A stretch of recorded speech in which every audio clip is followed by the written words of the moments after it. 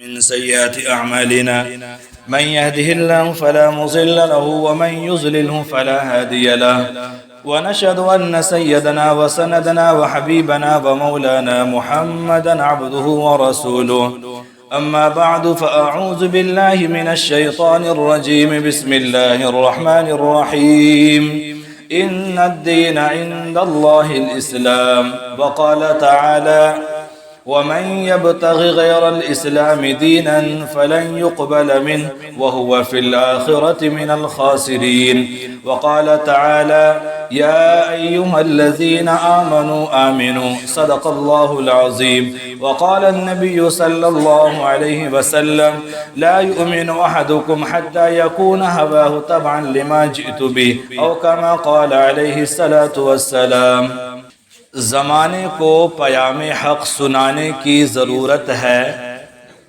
زمانے کو پیام حق سنانے کی ضرورت ہے، خدا کے دین کی جانب بلانے کی ضرورت ہے، کہیں یہ لٹ نہ جائے رہزنوں کی چیرہ-دستی سے، متاع علم و ایمان کو بچانے کی ضرورت ہے، پرستران حق پھر سے کفن بردوش ہو جائیں، خدا کے راہ میں سب کچھ لٹانے کی ضرورت ہے۔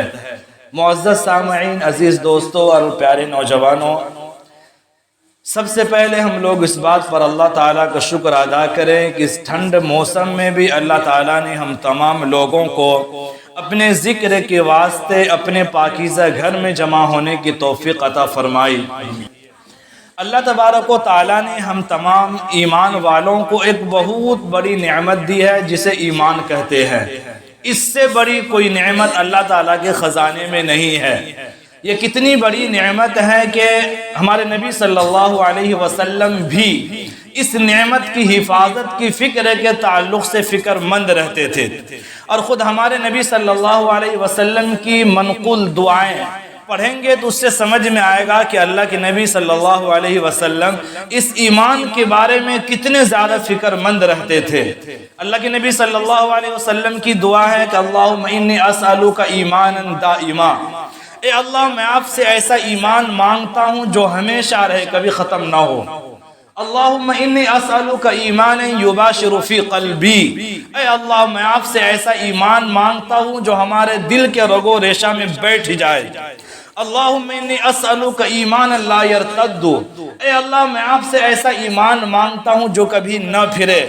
اللہم حبب الینا الایمان وزینہ فی قلبی، اے اللہ ہمارے دلوں میں ایمان کو محبوب بنا دے اور اس کو دلوں میں پیوست کر دے۔ کئی ساری دعائیں ہیں، یہ ہمارے نبی دعا کرتے تھے ایمان کے بارے میں۔ دراصل تعلیم دینی تھی امت کو کہ تم کسی بھی اعلیٰ مرتبے پر پہنچ جاؤ، وقت کا وہ نبی ہو، قطب ہو، ابدال ہو، غوث ہو، مدرس ہو، محدث ہو، تاجر ہو، کسان ہو، تمہیں ہر وقت ایمان کے بارے میں فکر مند رہنا ہے، اس لیے کہ اللہ تعالیٰ کے نزدیک ایمان کے بغیر جنت نہیں ہے۔ ایمان کے بغیر آپ کو دنیا کی دولت بھی ملے گی، قارون کو ملا۔ ایمان کے بغیر آپ کو حکومت بھی ملے گی جیسے کہ فرعون کو ملا۔ ایمان کے بغیر آپ کو وزارتیں بھی مل جائیں گی جیسے کہ شداد کو قارون کو ملا۔ ایمان کے بغیر دنیا کے تمام چیزیں اللہ دے دیں گے، ایمان کے بغیر جنت نہیں ملے گی۔ دنیا کی ہر نعمت مانگی اللہ دے گا آپ کو، اس کے لیے ایمان ضروری نہیں ہے۔ کافر کو بھی کھانا مل رہا ہے، ہمیں بھی مل رہا ہے۔ کافر کو بھی بارش جب برستی ہے تو کافر کے زمین پر بھی برستی ہے، ہمارے زمین پر بھی برستی ہے۔ اللہ اس میں امتیاز نہیں کرتا ہے کہ صرف مسلمانوں کو ہی پانی ملے، کافر کو نہ ملے، یہ امتیاز نہیں ہے۔ صرف ایک چیز ہے جنت، اس میں داخلے کے لیے ایمان شرط ہے۔ نبی کا فرمان ہے لا تدخلون الجنت حتی تؤمنوا، ایمان کے بغیر تم جنت میں داخل نہیں ہو سکتے، اور وہ نعمت مفت میں مل گئی تو کوئی قدر ہی نہیں ہے۔ اس لیے ایمان کے تعلق سے بہت فکر مند ہونے کی ضرورت ہے۔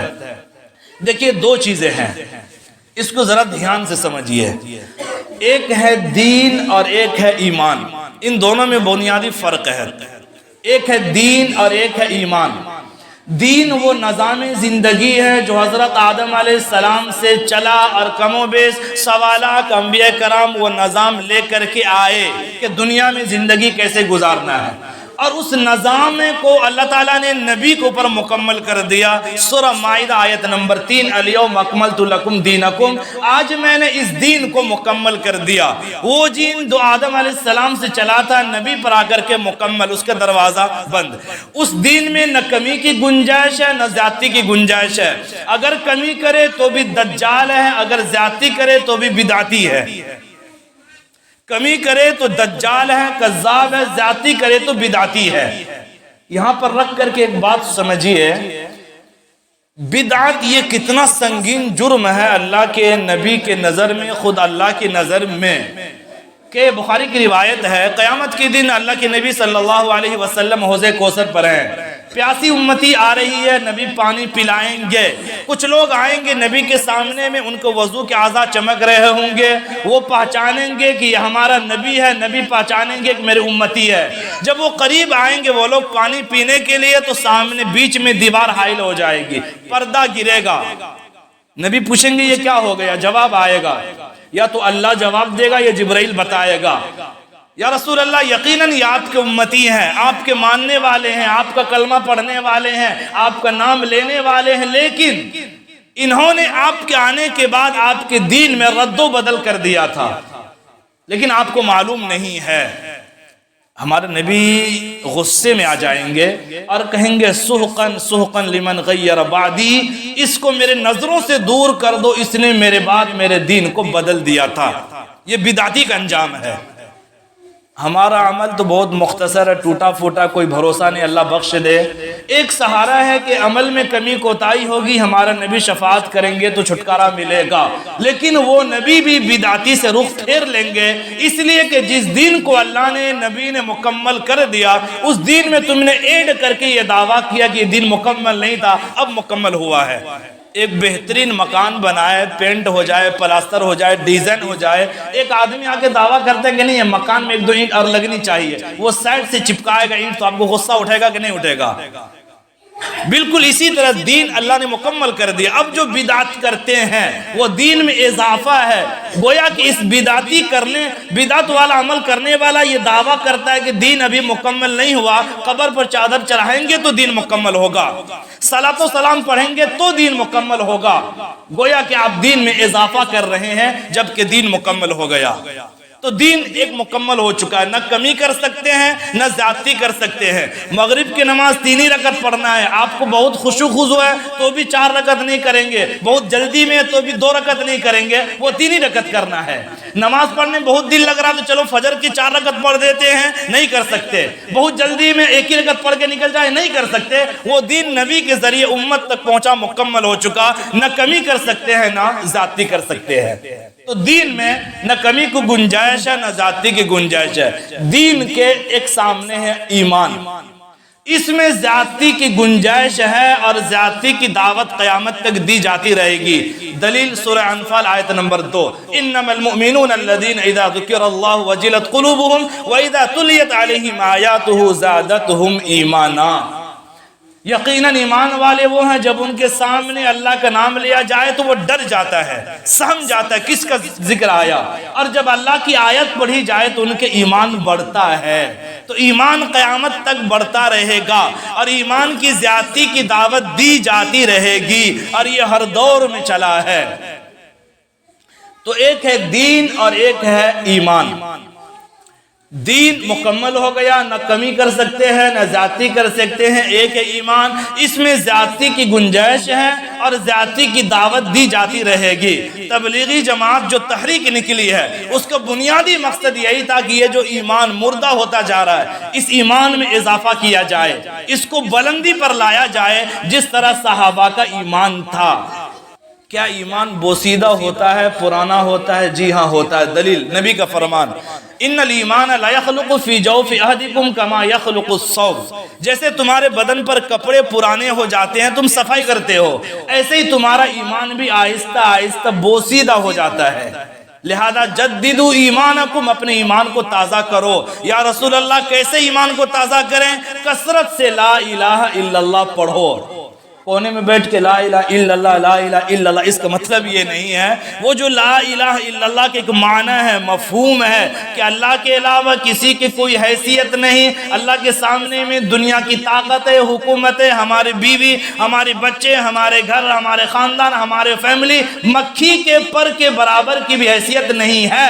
اس یقین کے ساتھ کلمہ پڑھو، دیکھو تمہارے اندر کیسی فیلنگ جاگتی ہے۔ یہ ہے نئے ایمان۔ آج تبلیغ کی تحریک چلی کہ یہ نئے ایمان ان انسانوں میں پیدا کیا جائے۔ ہمارا ایمان اتنا پسمردہ ہو گیا ہے کہ وہ گھر سے اٹھا کر کے مسجد تک بھی نہیں پہنچا پاتا ہے۔ وہ ایمان پر جنت کے بھروسے ہم جی رہے ہیں، اس ایمان پر اللہ ہمیں جنت دے دے گا۔ ہمارے نبی جس وقت دنیا میں آئے تھے اس وقت بھی دین کے کچھ احکام تھے۔ وہ لوگ بھی نماز پڑھتے تھے، خانہ کعبہ کا طواف کرتے تھے، حج کرتے تھے، لیکن جو چیز نہیں تھی وہ اس دین کے ایمان، اس دین کی حقیقتوں میں پاور نہیں تھا۔ یعنی ان لوگوں کے جو دین تھا اس میں اتنا پاور نہیں تھا کہ دنیا کے کسی طاقت سے وہ ٹکرا سکے۔ آج ہمارا بھی ایمان ایسے ہی بوسیدہ ہو گیا ہے۔ ابھی آ کر کے ایک آدمی دوڑتا ہوا اعلان کر دے کہ لالپور میں شیر آ چکا ہے، تو کیا کریں گے؟ سب بھاگیں گے، جان بچانے کی فکر میں لگیں گے، دروازہ لوک کریں گے۔ کیوں؟ اس زندگی کی فکر ہے۔ لیکن اگر کوئی آدمی چلا کر کے اس زندگی کے بارے میں بتا رہا ہے کہ نیک عمل کر لو ورنہ مرنے کے بعد آگ میں جھونک دیے جاؤ گے، جہنم میں جلاؤ جاؤ گے، کوئی مددگار نہیں ہوگا، تو کان جھاڑ کر کے نکل جاتے ہیں۔ کیا مطلب؟ ہمیں بھی اس زندگی کی فکر ہے لیکن اس زندگی کی فکر نہیں ہے۔ اسی طرح اس دور میں بھی جو لوگ تھے وہ نماز پڑھتے تھے، حج بھی کرتے تھے، لیکن اس کا ایمان بہت کمزور تھا۔ انہیں اس بات پر یقین تھا کہ زہر کھاؤں گا تو مر جاؤں گا۔ انسان کی زندہ رہنے کے لیے ہوا ضروری ہے، پیاس بجھانے کے لیے پانی پینا ضروری ہے۔ ایک ڈاکٹر کے بات پر جتنا یقین کرتے تھے اتنا ان کا ایمان ایک رسول کے بات پر نہیں تھا۔ وجہ یہ تھی کہ ان کو اس زندگی سے دلچسپی تھی، دنیا کی آنکھوں کے دیکھی ہوئی حقیقت ان پر غالب تھی، اس لیے اس زندگی کے بارے میں سوچتے نہیں تھے۔ ہمارے نبی کو نبوت ملی، مکہ میں اس وقت ایک رواج تھا کہ اگر کسی آدمی کو خبر مل جائے کہ کوئی قبیلہ اس قبیلے پر حملہ کرنے والا ہے، وہ پہاڑ پر پہنچ کر آواز لگاتا تھا صبح سویرے۔ یہ ایک رسم تھی۔ اس کا مطلب یہ تھا کہ اگر وہ آواز کان میں آ جائے صبح سویرے، یہ الارم تھی، گھنٹی، کہ یعنی آدمی تم لوگ جس حالت میں بھی ہو اپنے دفاع کے لیے تیار ہو جاؤ، لشکر قبیلے پر ٹوٹنے والا ہے۔ تو لوگ آواز سننے کے بعد دفاع کے لیے تیار ہو جاتے تھے۔ ہمارے نبی کو نبوت ملی اور اللہ نے کہا کہ فَاصْدَعْ بِمَا تُؤْمَرُ وَأَعْرِضْ عَنِ الْمُشْرِكِينَ، ارے محمد اب کھلا دعوت کا کام شروع کیجئے، اب چھپ کر کے دعوت کا کام نہیں کیا جائے گا، کھلا کیجئے۔ تو ہمارے نبی کوہ صفا پر آئے اور آپ نے آواز لگائی تو سب لوگ دوڑ پڑے۔ کیوں؟ کوئی لشکر کے بارے میں خبر دے گا، جان کو خطرہ لائق ہے، قبیلے کے لیے کوئی خطرناک بات آنے والی ہے، اس لیے آواز آ رہی ہے۔ سب دوڑ کر کے آکے میدان کے دامن میں جمع ہو گئے۔ نبی نے کہا ذرا بتاؤ، اگر میں تمہیں خبر دوں کہ میں پہاڑ پر ہوں تم نیچے ہو، پہاڑ کے پیچھے کیا ہے وہ میں دیکھ سکتا ہوں تم نہیں دیکھ سکتے، اگر میں بتاؤں کہ پہاڑ کے پیچھے بڑا لشکر ہے جو حملہ کرنے والا، کیا تم مانو گے؟ تو سب لوگوں نے کہا ما جربنا علیک الا صدق، محمد ہم نے 40 سال سے تمہیں آزمایا ہے، تم کبھی جھوٹ نہیں بولتے، اگر تم اتنی بڑی خبر دو کہ پہاڑ کے پیچھے لشکر ہے جو حملہ کرنے والا ہے تو میں یقیناً مانوں گا کہ تم سچ بول رہے ہو۔ تو نبی نے کہا فَإِنِّي نَذِيرٌ لَكُمْ بَيْنَ يَدَيْ عَذَابٍ شَدِيدٍ، اللہ تعالیٰ کے عذاب کا لشکر تمہارے سر پر کھڑا ہے، تم ایمان لے آؤ تو اس عذاب سے بچو گے ورنہ تم ہلاک ہو جاؤ گے۔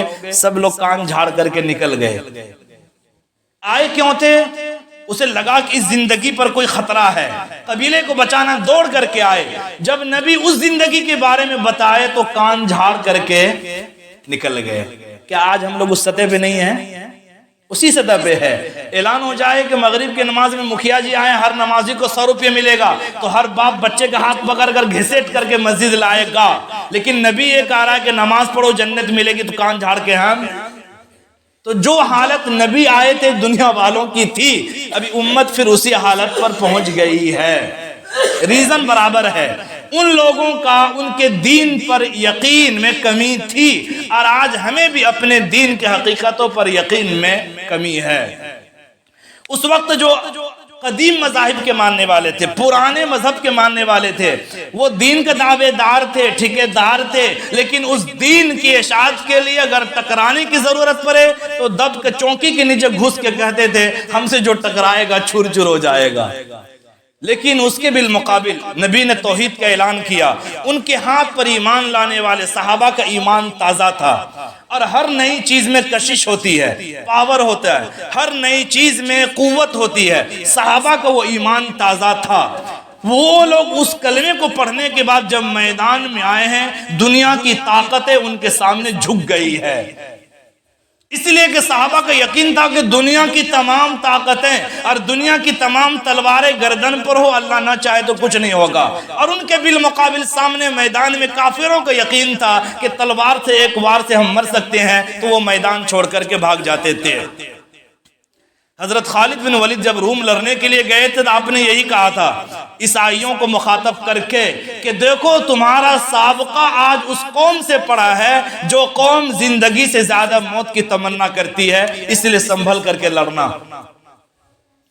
وہ نیا ایمان تھا، نئے ایمان میں پاور ہوتا ہے، اور ہمارا ایمان اتنا بوسیدہ ہو گیا ہے کہ باپ بیٹا ایک بستر پہ لیٹا ہوا ہے، فجر کی اذان ہوئی، باپ وضو کر کے نماز کے لیے آئے گا، بیٹے کو نہ جگاؤں تکلیف نہ ہو جائے، یہ ہمارا ایمان ہے۔ اور غزوہ بدر کے اندر جنگ ختم ہو گئی، حضرت ابو بکر رضی اللہ عنہ کا بیٹا بعد میں ایمان لایا، اور آ کر کے واقعہ بتاتا ہے ابا غزوہ بدر میں جب جنگ ہو رہی تھی آپ میرے تلوار کے نیچے آئے تھے، اور میں نے اس لیے نہیں مارا تھا کہ آپ میرا باپ ہیں، میں نے چھوڑ دیا۔ ابو بکر کا جملہ سنیے، بیٹا اگر تو میری تلوار کے نیچے آتا تو میں مار دیتا، اس لیے کہ وہ لڑائی اسلام کے لیے تھی، باپ بیٹے کی لڑائی۔ وہ نیا ایمان ہے جس میں نہ خاندان دکھے گا، صرف اللہ دکھے گا، نہ سماج دکھے گا، نہ حکومت دکھے گی، صرف اللہ، کہ اللہ کا حکم پورا ہونا چاہیے۔ نیا ایمان، اس نئے ایمان کو پیدا کرنے کی ضرورت ہے، ورنہ اس طرح جس طرح ہم لوگ ابھی جی رہے ہیں نا، پوری دنیا ایمان والوں سے بھر جائے، کسی ملک میں اسلامی حکومت قائم نہیں ہوگی، ورنہ وہ نیا ایمان، تر و تازہ ایمان 313 ہو، دنیا کے تمام طاقتیں بھی ڈرتی ہوئی نظر آئے گی۔ وہ صحابہ کا جو ایمان تھا، اسی ایمان کا ایک بول ہے لا الہ الا اللہ۔ صحابہ کرام کی ایمانی پاور دیکھیے، ایک دو واقعہ سنیے سمجھ میں آئے گا۔ حضرت سفینہ رضی اللہ تعالیٰ عنہ ایک صحابی رسول ہیں، کہیں پر لشکر میں جا رہے ہیں، لشکر سے بچھڑ گئے اور چلتے چلتے جنگل میں پہنچ گئے، رات کی تاریکی چھا گئی، دل میں انسان ہونے کے ناطے خوف طاری ہو رہا ہے، کہیں کوئی جنگل سے شیر نکل کے نہ آ جائے، اور اچانک شیر دھاڑتا ہوا باہر نکلا، وقتی طور کے لیے گھبراہٹ طاری ہوئی، یہ درندہ تو پھاڑ کے کھا جائے گا، لیکن فوراً اپنے آپ کو سنبھالا کہ تم تو اللہ کا ماننے والا ہو، نبی کا دم بھرنے والا ہو، اللہ کے حکم کے بغیر پتا بھی نہیں گرتا، یہ شیر کیا کر سکتا ہے۔ اس کے بعد آپ نے شیر کو مخاطب کر کے کہا دیکھو میں رسول اللہ کا غلام ہوں، اللہ کا کلمہ پڑھنے والا ہوں، اگر تم مجھے تکلیف پہنچاؤ میں جا کر کے نبی کو شکایت کر دوں گا۔ وہ شیر دم ہلاتا ہوا بیٹھ گیا، کچھ نہیں کیا۔ ایمان میں پاور ہے نا، جب اس انداز سے ہم ایمان لائیں گے تو دنیا کے ہر چیز اللہ ہمارے تابع کر دے گا۔ حضرت عمر فاروق کا دور حکومت ہے، مصر میں دریائے نیل خشک ہو چکا ہے، اور رسم یہ چل پڑی آبا و اجداد کے زمانے سے، جب تک ایک لڑکی کو اس میں بیل نہ دیا جائے تب تک سمندر کا پانی شباب پر نہیں آئے گا۔ اسلامی حکومت، عمرو بن عاص کمانڈر ہیں، اور دریائے نیل کا پانی خشک ہو چکا ہے۔ ایک آدمی آ کے کہتا ہے حضرت غضب ہو گیا، دریا کا پانی خشک ہو گیا، رسم یہ ہے کہ لڑکی کو بھیٹنا چڑھاؤں تو پانی نہ آئے، اور اگر چڑھاؤں تو اسلام اس کی اجازت دیتا نہیں ہے، پھر کیا کروں، لوگ بھوکے مر جائیں گے، کوئی تو حل نکالیے۔ حضرت نے کہا اسلام میں ظلم کی اجازت نہیں ہے، کسی معصوم کو جان لے لو۔ آپ نے خط لکھا حضرت عمر فاروق رضی اللہ تعالیٰ عنہ کو حضرت عمر فاروق رضی اللہ تعالیٰ عنہ صورتحال سے باخبر ہوئے، ایک پرچی پر آپ نے دریا کے نام خط لکھ دیا، اے دریا اگر تو اپنے مرضی سے چلتا ہے تو مت چل، اگر تو اللہ کے حکم سے چلتا ہے تو میں اسی اللہ کے نام سے تمہیں حکم دیتا ہوں کہ تم چلنا شروع ہو جا۔ وہ قاصد جا کر کے پرچی دریائے نیل میں ڈالتا ہے اور پانی پھر شباب پر آتا ہے کہ کبھی سوکھا نہیں۔ لوگ آ کر کے پوچھنے لگے حضرت آپ نے کون سا منتر پڑھا تھا، آپ نے کون سی آیت پڑھی تھی، کون سا ایسا نسخہ لکھا تھا کہ خط ڈالتے دریا کا پانی شباب پر آیا، نہ سوکھا پھر کبھی دریا کا پانی بھیٹ چڑھنے کو، لکھا خط نیل کو ایسا عمر فاروق اعظم نے، کوئی تعویذ نہیں تھی، بس ایک تھا، اگر تو اللہ کے حکم سے چلتا ہے تو اسی اللہ کے حکم سے چلنا شروع ہو جا۔ کیا ایمان ہوگا؟ کبھی ہم نے سوچا ہے وہ لوگ صحابہ کرام اس زندگی سے زیادہ اس زندگی کی تمنا کرتے تھے، کیونکہ یہ زندگی کب ختم ہو جو پتہ نہیں۔ باپ 10 سال 20 سال سے روپیہ جمع کیا، گھر کی تعمیر کا کام شروع ہوا، گھر ڈھلا ہوئی کہ باپ اس میں رہے گا، باپ کا جنازہ اٹھ جاتا ہے، اس گھر میں رہ نہیں پاتا ہے، لیکن وہ زندگی یقینی ہے، اور وہ ایسی زندگی ہے کہ ابتدا ہے انتہا نہیں ہے، آغاز ہے اختتام نہیں ہے، وہ ہمیشہ کی زندگی ہے۔ صحابہ کرام نے جب کلمہ پڑھا لا الہ الا اللہ، اس کلمے کی وجہ سے اسے اس زندگی سے محبت ہو گئی تھی، وہ اس زندگی کو کوئی وقت ہی نہیں تھی۔ حضرت سلمان فارسی رضی اللہ تعالیٰ عنہ، بخاری کی روایت ہے، نبی کے پاس آئے کلمہ پڑھے، نبی نے کہا کہ ابھی دیکھو ہم مسلمان طاقتور نہیں ہیں، اپنے قبیلے میں جا کر کے اسلام کی دعوت دو، جب ہم لوگ اس کنڈیشن میں آ جائیں، اس پوزیشن میں آ جائیں تو میں تمہیں بلا لوں گا۔ اس نے کہا یا رسول اللہ یہ تو نہیں ہو سکتا، حق بات میں قبول کروں اور اس کا اعلان نہ کروں، ایسا نہیں ہوگا۔ اللہ کے نبی نے کہا ایسے کچھ مت کرنا، مانو کفار تمہیں نہیں چھوڑیں گے، لیکن وہ گئے سیدھا خانہ کعبہ میں داخل ہوئے اور کہا اشہد ان لا الہ الا اللہ واشہد ان محمد عبدہ ورسولہ، کہ میں گواہی دیتا ہوں کہ اللہ کے علاوہ کوئی معبود نہیں، اور میں گواہی دیتا ہوں کہ حضرت محمد اللہ کے رسول ہے۔ اتنا سننا تھا کہ کافر لوگ اس پر ٹوٹ پڑے اور اس کو خوب مارا۔ اس واقعے کے بعد اللہ کے نبی کے پاس آیا، اللہ کے نبی نے کہا ابو ذر میں نے تمہیں منع کیا تھا نا؟ اس نے کہا تھا یا رسول اللہ یہ کلمہ پڑھنے کے بعد مجھے ایسا لگتا ہے کہ دنیا کی تمام چیزیں مکھی کے پر کے برابر بھی حیثیت کا حامل نہیں ہے، مجھے کسی سے کوئی ڈر نہیں لگتا ہے، یا رسول اللہ اگر اجازت دے تو آج بھی میں جا کر کے خانہ کعبہ میں توحید کا اعلان کرو۔ ہمارے نبی نے فرمایا حجت تام ہو گئی، تم دعوے میں سچے ہو، واپس گھر چلے جاؤ۔ یہ ہے نئے ایمان کی طاقت۔ کتنے سارے واقعات احادیث کی کتابوں میں۔ حضرت عبداللہ بن حذافہ سہمی رضی اللہ تعالیٰ عنہ، یہ واقعہ سنا کر کے میں بات ختم کرتا ہوں۔ یہ کسی جنگ میں گرفتار ہو گئے، کمانڈر تھے، گرفتار ہو گئے، ساتھ میں 6-7 ساتھی بھی گرفتار کر کے لائے گئے رومی بادشاہ کے پاس۔ بہت خوبصورت نوجوان تھے، جوشیلا نوجوان تھے۔ عیسائی بادشاہ ان کے سامنے حاضر کیا گیا۔ عیسائی بادشاہ نے کہا اے نوجوان تم کتنے خوبصورت ہو، لیکن تم غربت میں زندگی بسر کر رہے ہو، اگر تم محمد کے دین چھوڑ کو دین عیسائیت قبول کر لو تو میں اپنے حکومت میں سے تمہیں حصہ دے دوں گا، اور جو چیز چاہیے میں ہر چیز تمہیں تمہاری خدمت میں حاضر کر دوں گا، اور تم زندگی کا مزہ لوگے۔ اس وقت حضرت عبداللہ بن حذافہ نے کہا کہ میں کبھی بھی دین محمدی کو چھوڑ نہیں سکتا۔ بادشاہ نے وزیروں سے مشورہ کیا کیسے اس کو دین سے پھیرا جائے، تو وزیروں نے کہا کہ آپ ایک ہانڈی میں تیل گرم کر دیں اور اس کے بعد ان کے ساتھیوں کو اس میں ڈال دیں، یہ فرائی ہو جائیں گے، چکن فرائی، یعنی ہڈی باقی رہے گی، گوشت نکل جائے گا۔ جب یہ خوفناک منظر دیکھے گا تو ڈر کے مارے ایمان سے پھر جائے گا۔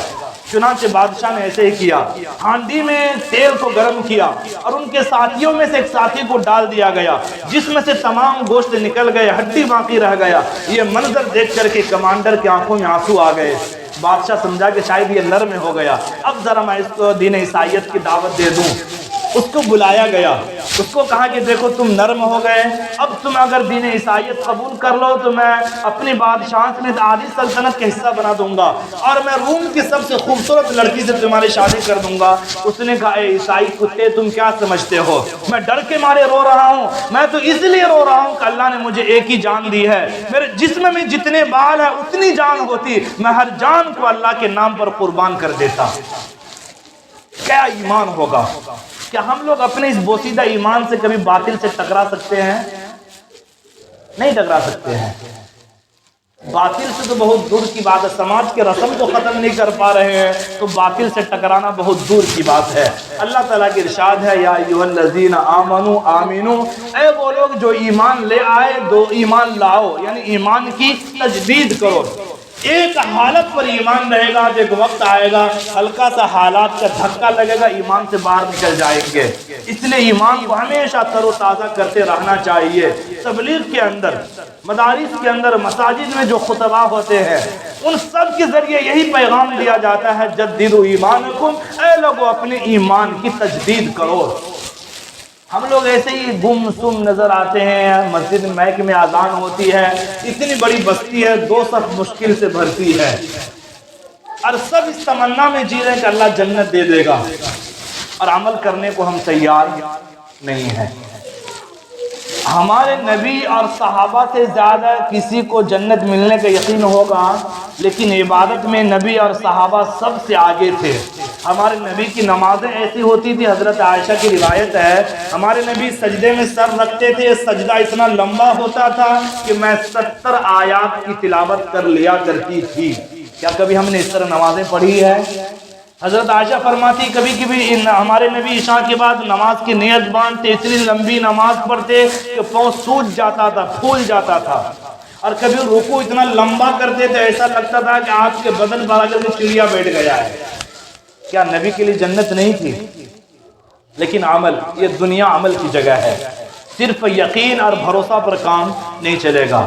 حضرت علی رضی اللہ تعالیٰ عنہ کوفہ میں تقریر کر رہے تھے، اس وقت آپ نے کہا تھا، اے لوگوں، الا ان الدنیا عرض حاضر، دیکھو یہ دنیا موجود ہے اور حاضر ہے، اس سے نیک لوگ بھی کھاتے ہیں، برے لوگ بھی کھاتے ہیں، کچھ دنیا کے طلبگار بھی ہیں، کچھ آخرت کے طلبگار بھی ہیں، تم آخرت کے طلبگار بننا، اس لیے کہ فإن اليوم عمل ولا حساب وغدا حساب ولا عمل، آج دنیا میں صرف عمل کا اختیار دیا گیا ہے، تم چاہو تو نیکی کرو، چاہے تو برائی کر لو، اللہ کچھ نہیں کہے گا۔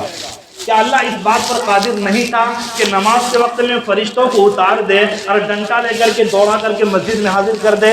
کر سکتا تھا، لیکن مقصد امتحان، زبردستی تو آخرت میں ہوگی، وہاں پر تو منہ پر مہر لگا دی جائے گی، ہم بات تک نہیں کر سکیں گے اور گھسیٹ کر کے جہنم میں ڈال دیے جائیں گے۔ یہ دنیا عمل کی جگہ حساب نہیں ہے، اور مرنے کے بعد صرف حساب ہے، وہاں عمل کی جگہ نہیں ہے۔ قرآن پاک سورہ انعام 7ویں پارے کی آیت ہے، مجرموں کو اللہ تعالیٰ جہنم کے قریب لائے گا اور پوچھے گا الیس ھذا بالحق، کیا یہ حق نہیں ہے؟ کیا تمہیں نبی لوگ، دین کے داعی لوگ کیا اس جہنم کے بارے میں بتاتے تھے، تم انکار نہیں کرتے تھے، اب بتاؤ کیا یہ سچ نہیں ہے؟ قالوا بلا، کہیں گے یار جی اللہ یہ تو بالکل سچ، اللہ کہیں گے فذوقوا، اب چکھو، مزہ لو، دنیا میں سمجھے نہیں، یا سدھرنے کا موقع دیا نہیں جائے گا۔ اس لیے میرے بھائیوں، زندگی اللہ نے ایک ہی دی ہے، ہم پتہ کیا سمجھتے ہیں، کمانے کے لیے، کھانے کے لیے، گھر بنانے کی یہ زندگی ہے، اور اللہ کو راضی کرنے کے لیے، عبادت کے لیے الگ زندگی ملے گی، یہ بہت بڑی غلط فہمی ہے۔ اسی زندگی میں آپ کو کمانا بھی ہے، کھانا بھی ہے، گھر بھی بنانا ہے، شادی بھی کرنی ہے، اولاد کی تربیت بھی کرنی ہے، اور اسی زندگی میں عبادت کر کے اللہ کو راضی بھی کرنا ہے۔